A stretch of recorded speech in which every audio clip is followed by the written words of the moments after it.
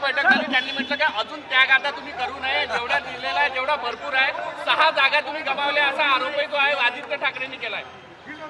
त्यांना दुसरं काय काम आहे का सर? माझा पदाधिकाऱ्यांच्या बैठका निवडणूक काळामध्ये सातत्याने होत असतात। आम्ही पदाधिकाऱ्यांना विश्वासात घेऊन ही निवडणूक लढवतोय, कारण शेवटी अगदी ग्रासरूट पर्यंत हे पदाधिकारी आणि कार्यकर्ते काम करत असतात। फक्त घरात बसून उंटावरून शेळ्या हाकता येत नाहीत, त्याला प्रत्यक्ष फील्डवर जावं लागतं आणि ते आम्ही काम करतोय।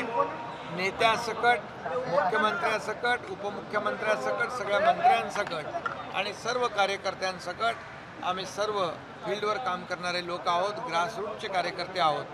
त्यामुळे आम्ही महायुतीला आज त्यांनी दुसऱ्याच्या घरात डोकावून पाहण्यापेक्षा स्वतःचं काय जळते ते पाहावं आणि आज जे काय त्यांचं 3 महाविकास आघाडी 3 तिघाडा आणि काम बिघाडा अशा प्रकारची परिस्थिती निर्माण झालेली आहे।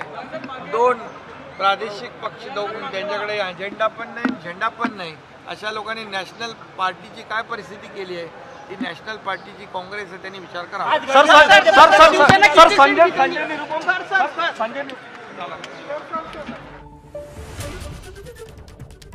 विदर्भातील सर्व जागा महायुती जिंकेल असं मुख्यमंत्र्यांनी म्हटलंय। एबीपी माझा, उघडा डोळे बघा नीट।